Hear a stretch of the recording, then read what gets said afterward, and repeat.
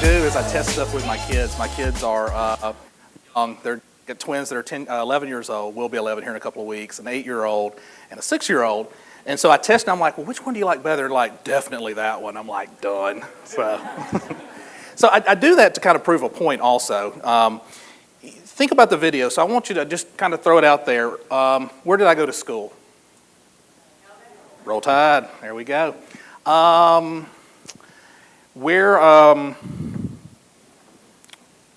I changed the video, so I'm trying to remember what I took out and put in because I made it a lot shorter. What was the name of my book? Did anybody see that? There we go. Size Matters. Yeah. And the point of that is, and I have two that I'm going to give away. So if you tweet, I'm going to take the person that tweets out the most. Use the hashtag TMASTEM. So we're using that hashtag. The person that tweets the most, I'll get a book to. Also, at the end, we'll take up cards and do a drawing. So 2 opportunities. So to be OFCC compliant, for those people that do not tweet, you can put a card in. If you don't have a card, you can put a piece of paper. So let's talk about how do we use branding to make STEM jobs look cool. And I personally think STEM jobs are cool. But what I want to talk a lot about is your acquisition strategy. You know, how are you acquiring talent? Because there's a strategy for acquiring it, for attracting it, for keeping up with it, everything. What is your story?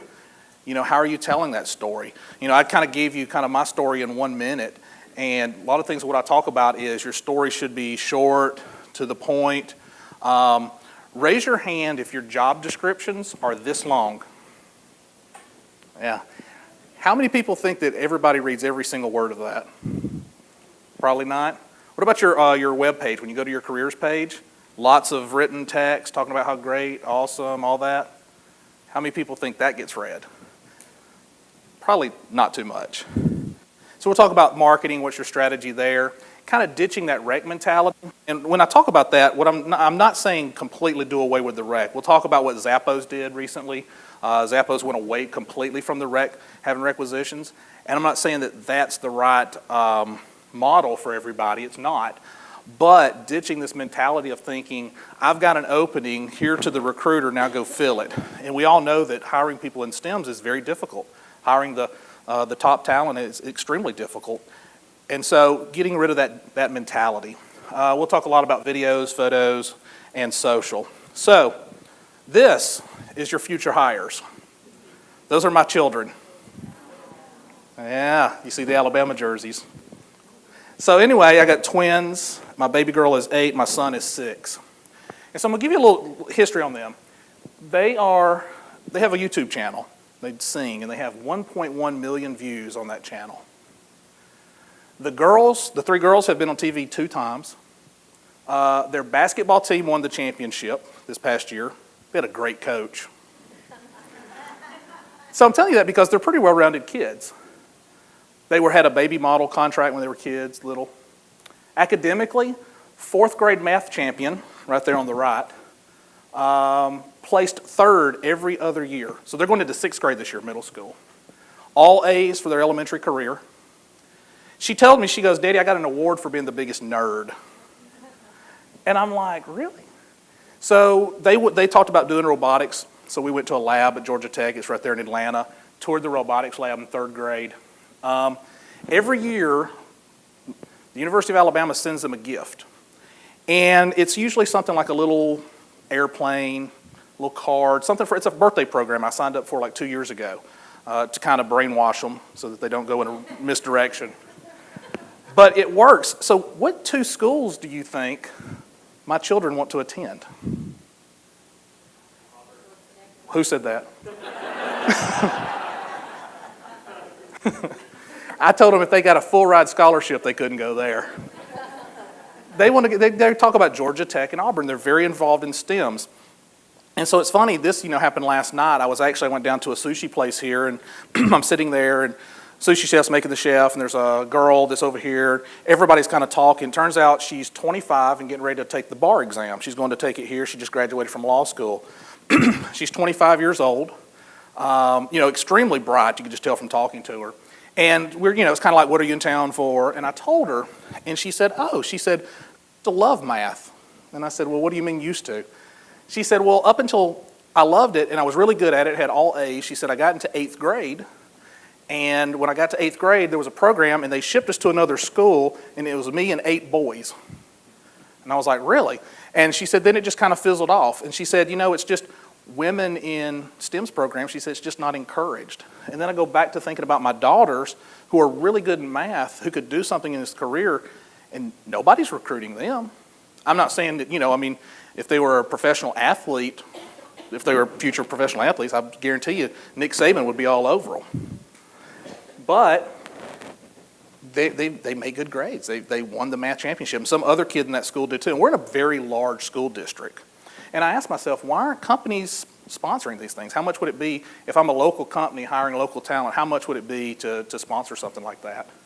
The point of that is it starts early. The recruiting process starts extremely early. Maybe not that early.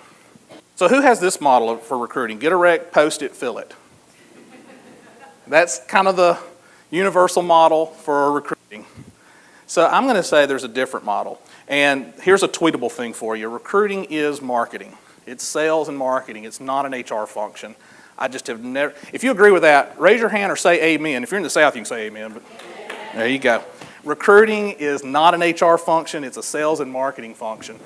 And so there's different spokes that come out of that. You think about the community building, and we're going to talk about that. You've heard the term, I'm sure everybody's heard the term overused, talent community. And nobody really defines what that is. If I'm a community, it's two-way communication. There should be two parties talking at all times. That's a true community. STEM's people, engineers, mathematicians, when they don't want to just, here's my rec, do you fit this? They look, yeah, I fit it. Do you want a job? No, I've got a job. So how do you engage them in this community? Using technology, that's another piece. How are you using the technology? Every time a new tool comes out, I think to myself, how can I use this in recruiting? Whether it's a social media tool, like we talked about Tumblr earlier, any new tool comes out, how do I use that in recruiting? Things have to be dynamic. It's always changing. So most people throw up a career site, they've got a couple of pictures up, the marketing department has approved it, so it must be good to go, and it sits there for 3 years and never changes. That's not dynamic. Employer referrals, how many people, show of hands, your number one source of hires employer referrals? That's a good percentage around, I'd say 60% of the room. What's the second most? Throw out some other sources of hires. Top 3, what do you think they are? 2, LinkedIn. I'd kind of lump that under social, LinkedIn. Did you know job boards? So if you know Jerry Crispin from the Candy Awards, this is a survey that his group did. The top 3 are what we said, employer referrals, career site. Number 3 was job boards. And I asked myself, really? People are still posting jobs? It's not posting. Think about how much data is in there. If I'm going and looking for people we all have, companies that we compete against, right? And so if I'm, XYZ company, and my competitor is ABC company, so I don't throw anybody under the bus here, and they're in Dallas, Texas, and I go to Monster and Career Builder, and I go back and I peel it back, and I look at all the people that are working for ABC company, and then I put them into a marketing campaign. Guess what? And maybe that's not the person I need to hire, but they're going to know the person I need. Software works very closely with who? QA, testing, and those are positions where people do tend to post their resume. So you have to think a little differently. So maybe I can't identify the exact person I need, but I know somebody who knows it. It kind of goes back to your old agency days of who do you know. And then targeting, that's what I just talked about. And then these review sites. Think about this, the review sites like Glassdoor. Tons of information we don't even think about on there. You've got all these reviews that employees are writing. And to be honest, I talked to the people at Glassdoor, 75% plus is actually positive reviews. We focus on the negative ones, but as a whole, it's about a 75% positive reviews. I didn't believe that. I had to see if they could verify that. So people with bachelor's degrees, specifically in SIMS, top reasons they accept a job. And here we've got the gray is going to be your essential. Got to have this. The red is very important. So job content, creative work, fit with culture. That's your most essential pieces. It's not saying that salary is not. I actually just posted something on Twitter through my automated system just now that talks about that. That talks about where are these top sources coming from, and it changes year to year. Salary was listed as number one reasons why people will take a job, but it was only followed by the others by 1% difference. So it was like 27% selected salary, 26% job content, 25% creative and challenging work. So it's always right there. Salary is always going to play a factor, but it's not necessarily the driving factor. But what do we do every couple of years?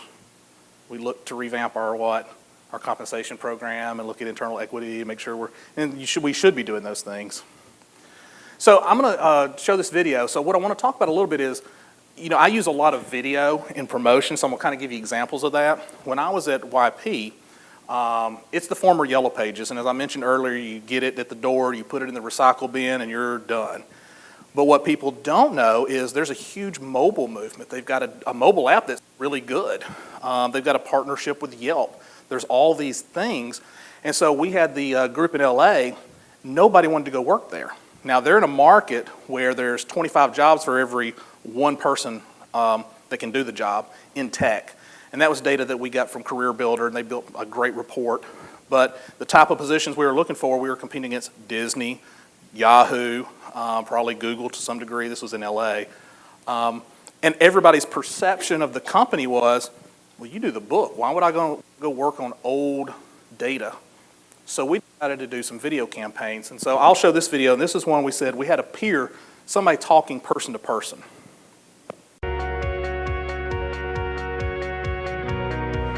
I'm Rico Rodriguez-Collins. I am a senior software engineer with the consumer web department. We actually do the yp.com website as well as the mobile site. And I've been with the company for about 3.5, I'm coming up to 4 years, which is in dog years like forever. It's very easy to go to a company and be locked into a skill set that they hired you at and not ever given that opportunity to go into something else. That's kind of what happened to me. It's like I want to be a developer, but I don't have the developer experience. But how do I get the developer experience in order to become a developer? So I came over, and to the day, 6 months later, the director and my manager come over, pat me on the shoulder and say, okay, it's time for you to transition now into becoming a developer. We were one of the first companies that migrated over from Ruby on Rails to Node.js for our main website, which is a big deal because if you think about how much revenue something like your portal site brings in, it's really risky. It's wonderful. You are going to be happy. I mean, like I said, I've been here the equivalent of 30 dog years, right?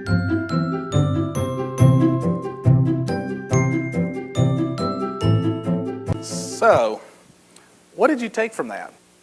Does that look like the Yellow Pages that you get at the door that you throw in the recycle bin? What are some of the things, some of the thoughts that come to mind as you're watching that? That guy's really happy. And he's really like that. He really is. And we selected him on purpose for that reason. Anybody else?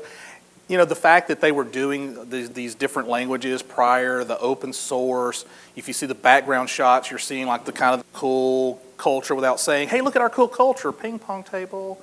You know, we didn't have to call that out. You could see that for yourself. But that was an engineer who's talking to other engineers. So when you go to that job description for a Java developer, guess what? You get 2 sentences, the intro. And I'll tell you why that 2 sentences is important.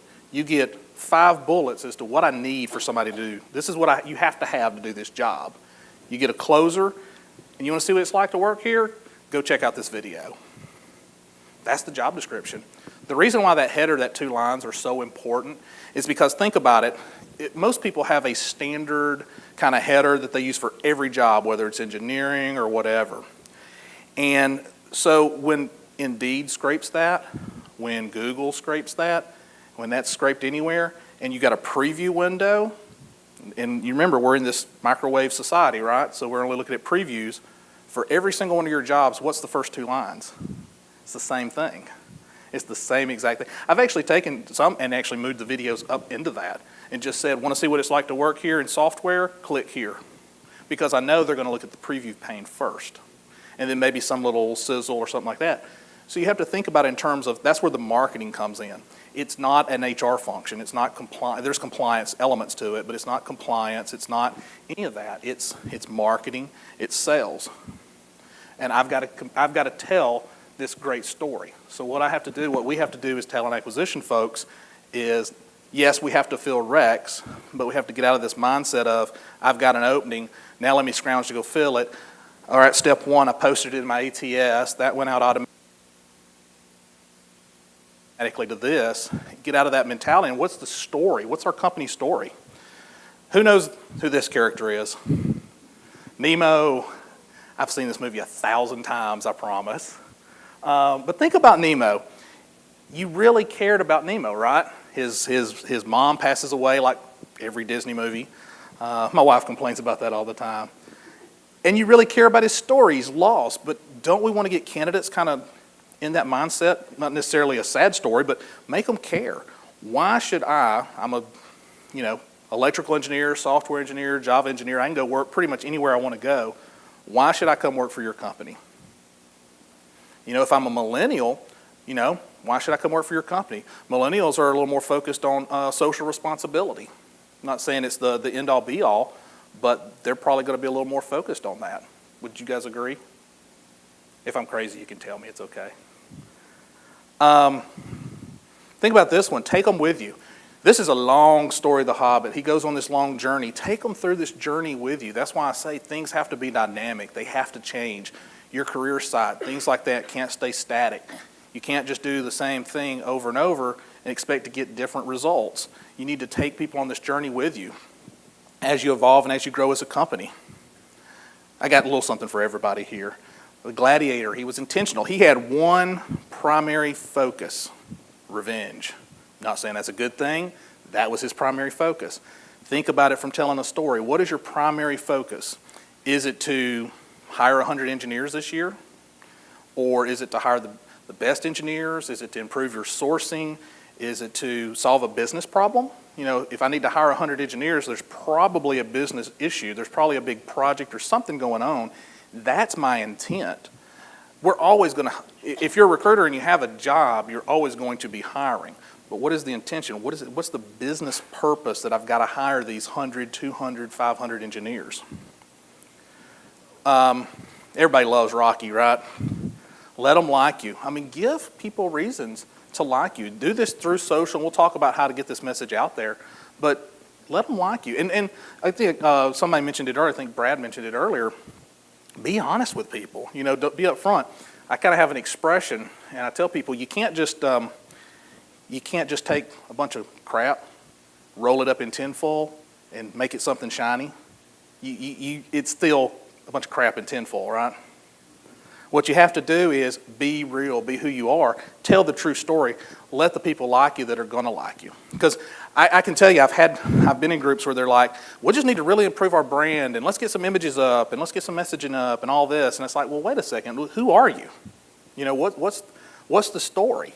And maybe you're not a sexy startup. That's okay. That's perfectly fine. Everybody doesn't want to go work for a sexy startup. And then lastly, delight people, engage them, give them a reason to come back. Again, that's part of that community building. It's a two-way communication. Has anybody ever been on a date where one person did all the talking? How'd that work out? Did you marry the person? Unless you were the one doing all the talking and they married, I don't know. That happens. But keep your messaging, keep it short, keep it impactful, keep it interesting. So let's talk a little bit about how to design that. How do we design our story? What is that supposed to look like? And I think about the audience of the story. Who is my audience? Who am I talking to? Is it engineers? Is it electrical? Is there a difference in an electrical engineer and a mechanical engineer? Is there a difference in industries? Maybe you're with a larger company. And I meant to ask that. How many people here are with a company that is 1,000 people or less? If you have 1,000 people or less, and then 1,000 people or more, or 1,001 and more. It's okay, so the bulk is large companies and it's a lot of small. So if you're in a larger company, you may have many different lines. You may have engineering that does turbines, and you may have an engineering group that's a software development group doing tools. So you've got different audiences, so you speak to those differently. So any of your communication, any of your marketing should be different. Again, go back to that 2 lines on the job description. It should be different. It shouldn't be the same for everybody. What's the theme? What are you trying to, it's like anything else. What's the theme here? What are we trying to do? Are we trying to convey happiness? I mean, we're trying to highlight the culture. Or are we trying to highlight products? There's some engineers, they want to go work for a company because they want to see their product out. So they're not going to go work for a microchip company. They're going to work for a consumer goods company because they want to be able to walk in the store and say, I did that. Other engineers, that may not be as important to them. You know, the engineers that work at a microchip company, that's going to be a lot different. They're not really as focused on my product being out, but there's something that drives them. So what is that? And that's the theme. The style is pretty easy. You know, is it funny? Is it serious? You know, if you've flown Delta, and I'm sure the other airlines do this, you've seen the Delta president, and he's very serious, very stoic. But then they have kind of a fun element behind it, and they do other fun things. So they kind of mix it up. But what is your style? Do you want it to be funny? Do you want it to be interesting? Do you want it to be just factual and data-driven? All those are fine. What's your population? And then the script. So how do I write this out? Write it just like I would a movie. What is my script? What am I trying to say? Have a plan. And what I see is a lot of people don't go in with a real strategy to this. And they don't really think it through and write it out. And they just start doing it. And then it becomes a part of a recruiter's job, a recruiter who has 35 recs to fill, but they also have this other side job. And that's when mistakes. You got to dedicate that resource. Does anybody know who this is? And? Yes, there we go. So let's talk a little bit about communities, CRM. Who here you've heard the term talent community, right? Everybody's heard that.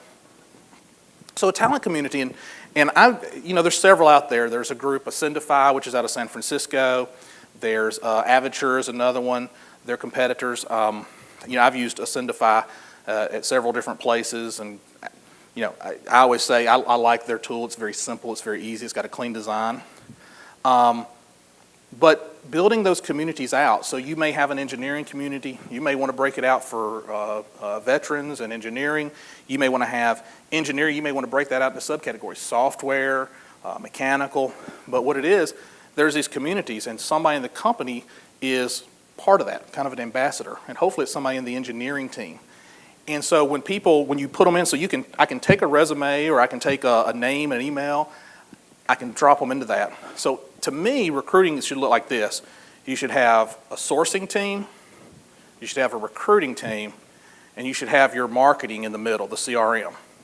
The sourcing team, their job is to get people into the tool. It doesn't have to be a resume. I mean, and that's one of those things, that's why I said ditch that mentality. Do we have to recruit somebody because we got a resume for them? Somebody's a candidate if they can do the job. So why don't we start recruiting people that can do the job? That's where sourcing comes in. They take those people, they're filling up the talent community. Now what happens is the recruiters, they can pull people out. So they have the jobs, they can actually pull people out of that talent community and start looking at them and start seeing who's a match for the job now. The talent community itself sits there, it's the marketing.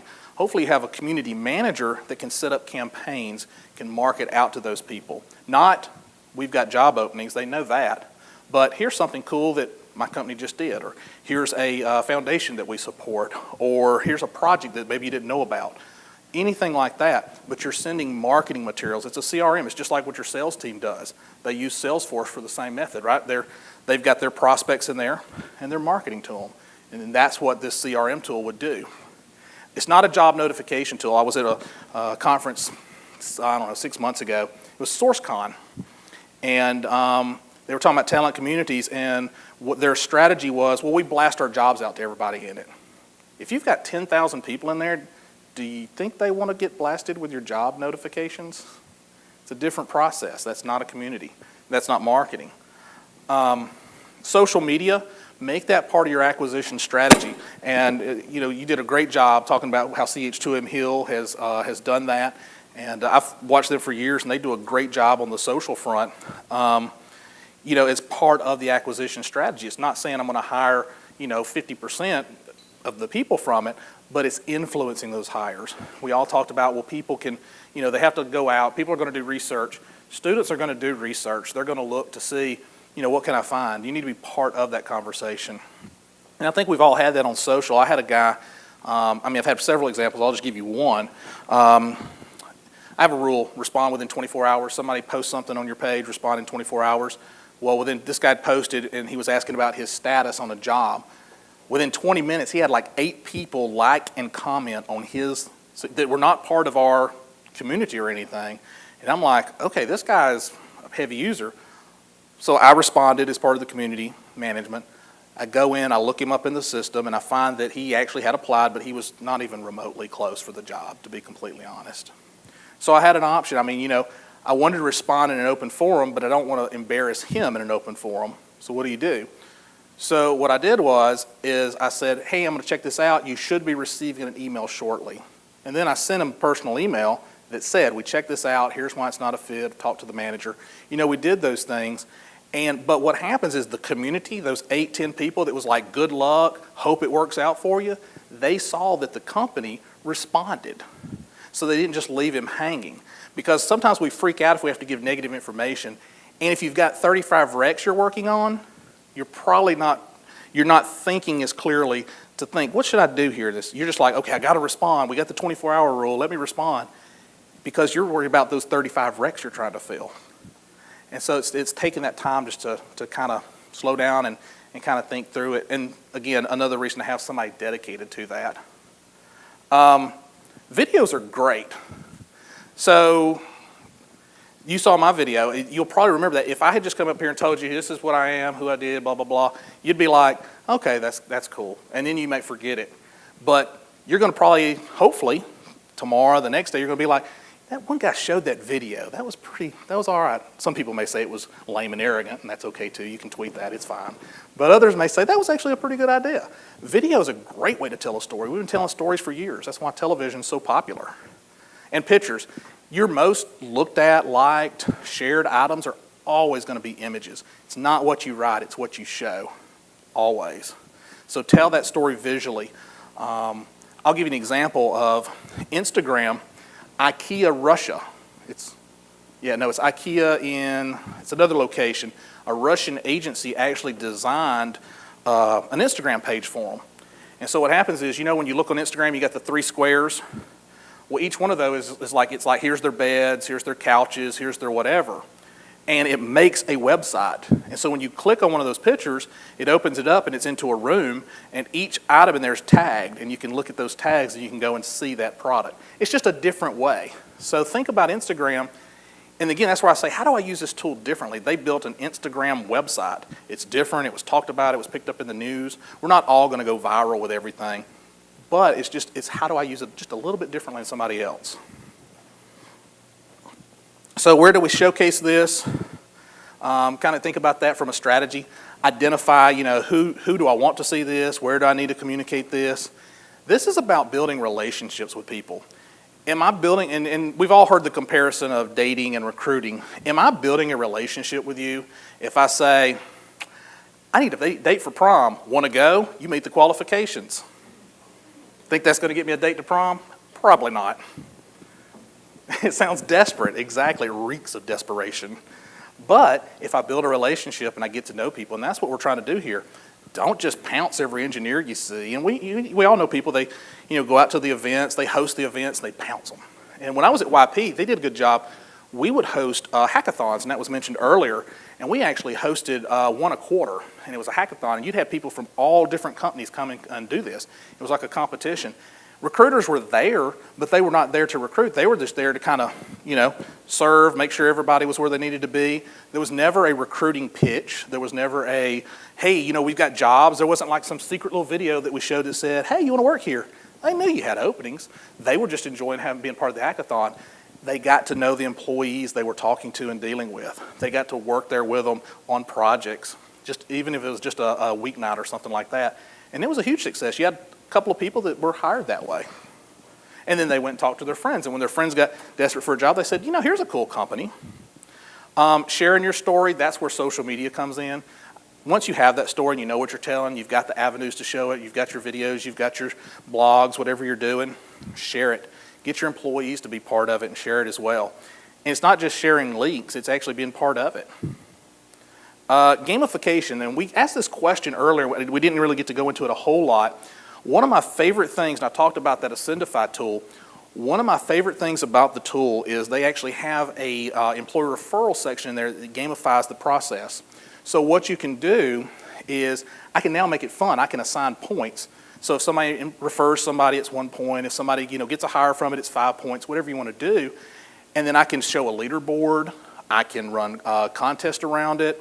I can, they can go to the company store. It makes it fun. So it's not just, well, we need more engineers, so maybe we should pay $5,000 this month instead of $2,500. I'm not saying that doesn't work, but if you make it fun, make it part of the process, make it a game, people enjoy that. Another step, when I was at the startup, we actually gamified the onboarding process. So what we did is we used a tool called Scavenger, SCVNGR, so just take all the vowels. And basically what it was a scavenger hunt on your mobile app. And we had people going to all our different social sites. So on your first day, you were doing this social hunt, and you were liking our sites, you were commenting on things, you were doing at the 90-day point, you were doing a Glassdoor review. We were guiding you through that, making it fun, and then we had prizes for winners and things like that.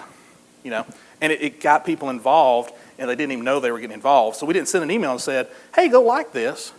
We actually made it a game so that you would want to go like it. And we had about 95% participation in that.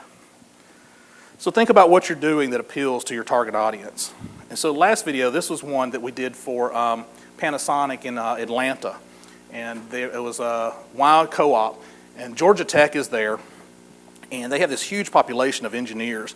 And so they wanted to show, why should you co-op at Georgia Tech? So we'll play this video. I think.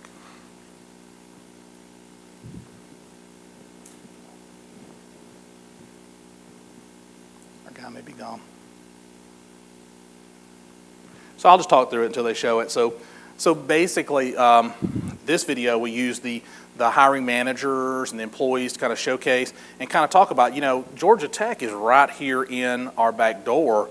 Why are we not getting this engineer? They're a prime, engineers. It's a great engineering school, and we're right here, so we want to make sure that we're getting those people in here, and we want to give them a reason of why you should come and work here. So looks like I may be able to show it in just a second.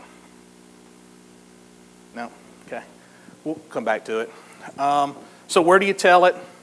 We talked a lot about this. You can tell it on your job descriptions, and I kind of touched base on that. Have your employees be part of it. When you send your salespeople out, you give your salespeople slicks, you give them information. Do the same thing with your employees. Give them a marketing arsenal that they can use. LinkedIn, obviously a great place. Whether that's on profiles, whether that's, what I like to do is have all the, when I was at YP, we had all the engineering. Once we did a series of videos for them, and we had like the product engineers put the product video on their profile and things like that. Social, do we want to show that, y'all want to see the video? The Panasonic Innovation Center opened about a year ago in downtown Atlanta. We're actually on the Georgia Tech campus. There was so much activity, mostly coming out of Georgia Tech, and having access to that in such close proximity where we can walk across the street, participate in conferences, have all the co-ops that work with us are actually able to walk to the office when they come on their co-op semesters.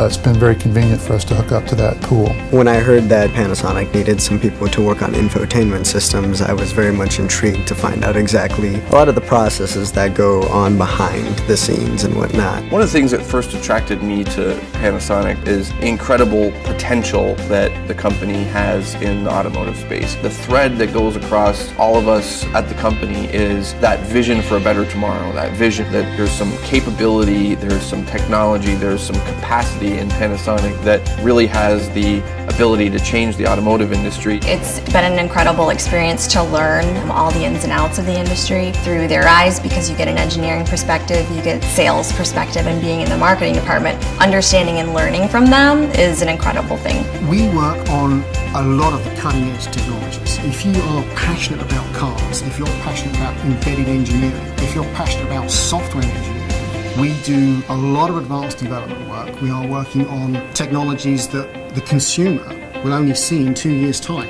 Last summer, I had a Georgia Tech intern. I had a chance to mentor. It was a very refreshing experience for me. Here we get great support. Usually it's an open office policy. My manager, John Avery, we usually come in early in the day and he will sit down with me, help me debugging the code. It's really your boss will sit with you and fix your code, and I really appreciate that. We try to make sure that there's a clear program for when they're here and that there's a demonstration of what you've been working on at the end of the semester. Having other co-ops here that are here at the same time as you that you can interact with and bounce things off of and compare experiences with is also a benefit as well. So you can define what you want to do in a place like Panasonic, and that itself is really inspiration because you meet all unique people in different places. Just the environment we have here is full of people from different teams. You know, we got software, we've got DBT, and so that collaboration, it's very open, and that's what it's meant to do, is allow for people to hear and pick up on each other's ideas and probably bring that into what they're currently working on. It's never a stagnant feeling. There's always some new challenge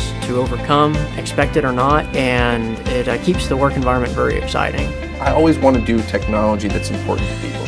Not technology for technology's sake, but things people actually care about that change their lives. Pulls together all the fun things that I've ever worked on, from radio technologies, audio technologies, automotive technologies, mobile technologies. Doing that work in this place with these kinds of people, I can't imagine a better environment to be. If you're an engineer and interested in those kinds of things, this is the place to do it.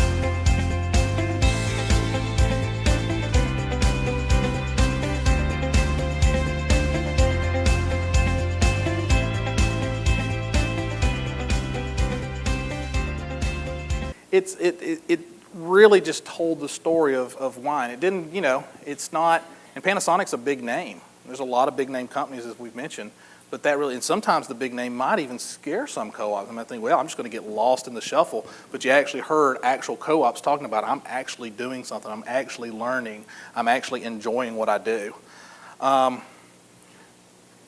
Blogs are a great place, and I'm going to just pick back up here. Blogs are a great place to tell your story because it drives a lot of traffic, especially if you have it on your directory there in your career area, on your career page. It drives a ton of traffic. And have your employees, have your co-ops, have your interns. Part of that, you talked about your calendar, kind of your blog calendar and your events. Make your employees part of that. And I know you guys do. I'm sure you guys do. Mobile, how many people, mobile apply, is that a real thing or just talked about? It's real? Can you upload a resume through mobile apply? Really? You can if you have a Dropbox. So mobile apply is supposed to make it easy. So if I have a Dropbox app on my phone and you've got a mobile apply button, I can go to that. Then I can go to my other Dropbox app, you see the difficulty there? So there's not mobile is supposed to be very simple, 1-2 clicks. Always think in terms of 1-2 clicks, 1-2 clicks. Mobile apply is not there. Now LinkedIn is there, and you can apply with a LinkedIn profile on a lot of sites. But when you're telling your story, make sure you do have an optimized site at minimum, because that's what people are going to look at. 50% or more of applicants are looking at your jobs. And the first person to come up with a real mobile apply where I can just take a resume and upload it in 1 or 2 clicks is going to be loaded. That's a free idea for anybody out there. Next shiny thing, everybody's always looking for the next shiny thing. And like I said, it's the content that matters. There's always going to be something new. There's always going to be a new format. So, any questions? And I pace a lot, so. Any questions? And we're going to start passing around to do the drawing. So if you want to drop your cards, there's a bowl we can start passing around. And I'm going to take questions, and we'll see who the winner is for the Twitter thing. Yes? So one of the things that, doing social and doing the blogging and all these, it's extremely time consuming. And plus it seems like it's almost overwhelming to think about changing your strategy and what you're doing. So what's the realistic time frame for trying to get something going? And what kind of investment do you look at up front from a time perspective? Secondly, how do you navigate some of the, I'm going to call them governance tools? Yep. And, people who are very concerned about using social and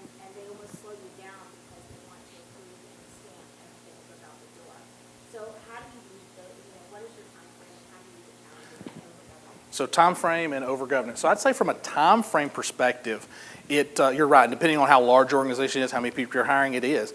And that's why I say I go back to, you need to dedicate a resource to that. Now, that's easy to say. Getting that accomplished may not. Maybe you start in little pieces. Whoever that leadership is that's going to be that decision maker and whether you get to do this or not, I would give them data. Everybody loves data, and you can show the data. You can show clearly what other companies are doing. You take a Zappos and their new proactive sourcing where they're ditching resumes. And I'm not saying that that's what somebody should do, but to do that, the reason they did that is because their goal, their mission from their CEO is we'll touch base and we'll talk to every single person that comes in the door. If you apply for a job, you're going to get a response. They get 30,000 applies a year. So that's why they said, okay, no more jobs. We're going to bring you into a community. Now we can communicate with you one-on-one still, but in a community setting. So it's giving those people the data they need to show what are your competitors doing. Do some market analysis. What are the competitors doing? Are they doing these things? I got something approved one time because I was walking to the CEO and I said, I need 1 minute of your time and $10,000. And he said, continue. And he's very ADD and we're walking down a hallway. And I said, I want to get a LinkedIn branded page. It's going to cost me $10,000. And our competitors are all already doing it. He stops. He goes, continue. And then I told him what the benefits were and why they were doing it and that kind of stuff. And he said, approved, go do it. Now, again, it's not that simple in a non-startup, but giving information, giving the data of what this leads to and how in the long run it's going to attract the type of talent you're looking for, that's the best way. And the second part of your question was about the over-governance. How do you make those people part of the decision? A lot of times marketing is going to be a roadblock, but I would say this, work with your marketing team. So you don't necessarily want to go all out on a whole different employer brand and the company's doing this. I always try to marry the two. So what are you doing from the product side? Now let's kind of use that messaging, but for the people side. So try to work with them and work with them as a team. And to your point, all of a sudden they want to take over social. Well, no, it's not a product. And that's going to be the biggest hurdle. It's just reinforcing it's not a product. This is people. It's a different type of marketing. It's different. And just keep on and stand your ground. Just stand your ground. Great. Other questions? Right here. Hang on here. Great job. Thank you. So I loved your point about the job intro, 2 lines. We don't hire recruiters who are marketers, or we're trying to, but they're not writers either. Mm-hmm. So, and we are actually trying to undertake this right now, changing our job descriptions to not get scroll fatigue. Mm-hmm. Any advice on how to start that writing process? So it sounds like probably a skill that maybe you need in a community manager or even a person who's, you need copywriting skills. So think about that if you have a coordinator, maybe, somebody that's Well, I hired a copywriter. Okay. But I have 1,500 jobs, titles in my company, and so some of us are shaking our heads. Yep. Like systematically, like creating job intros that are specific, because you said you want it different for everybody, and just trying to figure out. To a degree, and it depends on job descriptions versus job families. Mm-hmm. So if your job family is, say, you might have 15, maybe in your case you may have 30, 35 job families, maybe start there. And maybe start with the ones that are the most critical. So if you have like your software engineering, the things that you really need to give that attention to, maybe start in bulk with the big ones and then go from there. So maybe you do have maybe all your software engineering ones are the same intro, but then as you get that part of the project done, that phase, then you come back in. Always contract somebody out to do it. Now, once you've got those written for those 1,500 jobs, I doubt you're adding 1,000 more different jobs next year. It's probably repetitive. So it almost sounds like it's a contract project for a copywriter to come in and just do. Again, depending on your budgets and things like that. Remember, she had the big budget. Right? Yeah, we heard your budget. You're good. Great. There's another question here. So in a larger organization, marketing's not our problem, PR is not our problem, legal is our problem when it comes to social media. So my question is, what is your experience or have you had this experience where your legal team is telling you, oh, you got to get a release signed by everybody you take a picture with, and you're at an event? We actually had that issue at YP, at Yellow Pages. And so what we did is we made it part of the onboarding. So when you signed your agreement, we added a statement that just said, You know, we're going to use your image, your picture, and things like this. We do things social. We put things on our social sites. And so we just made it part of that agreement. Now, you can backtrack that for your people that maybe haven't signed that, maybe come out with a new agreement. Probably legal is going to say, well, that's not as important. You know, this is a minor thing.